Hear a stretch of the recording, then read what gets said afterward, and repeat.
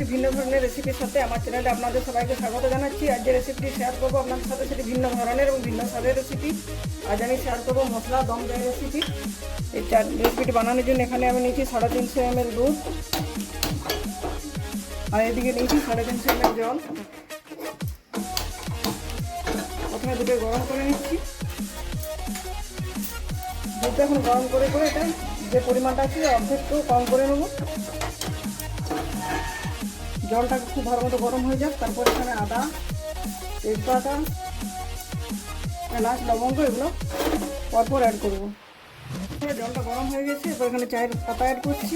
এইখানে কোনো ফ্লেভারযুক্ত চা বা পাতা চা ব্যবহার করা চলবে না, সাধারণত সিটিসি চা বা যে কোনো দানা চা ব্যবহার করবেন। এখানে 300 ml জলের জন্য আমি 3 চামচ চা ব্যবহার করছি।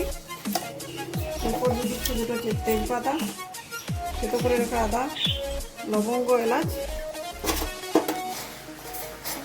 তারপর গ্যাসের ফ্লেমটা লো টু মিডিয়ামে রেখে আমি এটা ঢাকা দিয়ে দিচ্ছি। খেয়াল রাখতে হবে যাতে চায়ের থেকে কোনো ভাব কোনোভাবে বাইরে না যায়, তাহলে ফ্লেভারটা চলে যাবে অনেকটা। এদিকে দুধটা গরম হয়ে গেছে, দুধটা খেয়াল রাখতে হবে যাতে উপরে সর না পড়ে, কিন্তু দুধটা গরম হওয়ার পর ক্রমাগত নাড়াচাড়া করে এর পরিমাণটা কমিয়ে নিতে হবে। এখন বন্ধুরা দুধের পরিমাণটা অনেকটাই কমে গেছে, দুধটা ঘন হয়ে এসেছে। আর একটু দুধের পরিমাণটা কমিয়ে নিচ্ছি। এদিকে চায়ের ঢাকাটা যদিও খোলার কথা নেই, তাও আপনাদের ঢাকা খুলে দেখাচ্ছি। দেখুন কি সুন্দর কালারটা হয়েছে। ঢাকা খোলার পর চায়ের থেকে যে ফ্লেভারটা বেরোচ্ছে, চারদিকটা মমো করছে। এটা আবার লো টু মিডিয়াম হিটে 20 মিনিটের মতো একদম লো হিটে 20 মিনিটের মতো এটা দম দিয়ে দিচ্ছি। দেখুন বন্ধুরা আমার চাটা পুরোপুরি রেডি হয়ে গেছে। লিকারটা কি ধরনের পারফেক্ট কালার হয়েছে। এটা যদি আপনি পাতা চা ব্যবহার করতেন কখনো এই কালারটা আসতো না। গ্যাসের ফ্লেমটা আমি অফ করে দিচ্ছি। এরপর চাটা সার্ভ করবো কাপে।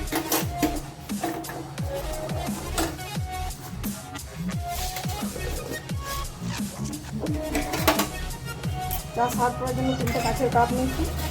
আমি প্রতিটা কাপে 1 চামচ করে চিনি দিচ্ছি। আপনি যদি বেশি মিষ্টি খেতে পছন্দ করেন অবশ্যই চিনির পরিমাণটা বাড়িয়ে দেবেন, আর কম খেতে পছন্দ করলে কম দেবেন। দুধটা ঘন করেছি, দুধটা কিছুটা করে দিয়ে দিচ্ছি প্রতিটা কাপে।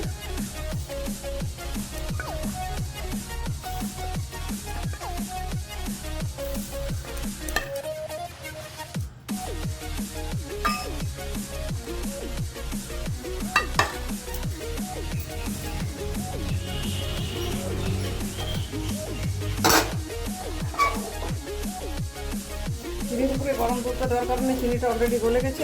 চায়ের যে লিকারটা বানিয়েছি, লিকারটা এখানে দিয়ে দিচ্ছি।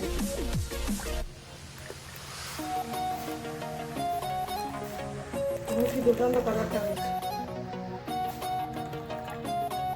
এখন বন্ধুরা আমার আদা দিয়ে দম চা বা মশলা দম চা বানানো কমপ্লিট হয়ে গেছে। দেখতে যেরকম সুন্দর হয়েছে, খেতেও এটা অপূর্ব স্বাদের হবে। নিজেও খাবেন, বাড়ির প্রতিটি সদস্যদের খাওয়াবেন। বাড়িতে যদি কোনো গেস্ট আসে তাকে অবশ্যই এই চাটা বানিয়ে খাওয়াবেন। দেখবেন তিনি আরেক কাপ চেয়ে খাবেন। তো বন্ধুরা আমার রেসিপিটি কেমন লাগলো অবশ্যই জানাবেন কমেন্ট করে। ভালো লাগলে লাইক করবেন, প্রচুর পরিচিত বন্ধুদের মধ্যে শেয়ার করবেন। আর চ্যানেলটি যদি সাবস্ক্রাইব করে না থাকেন অবশ্যই চ্যানেলটি সাবস্ক্রাইব করে পাশে থাকা বেল বটন অন করে দেবেন নতুন নতুন ভিডিওর আপডেট পাওয়ার জন্য। আজকের মতো এ পর্যন্ত, পরের দিন দেখা হবে নতুন কোনো রেসিপির সাথে। ধন্যবাদ।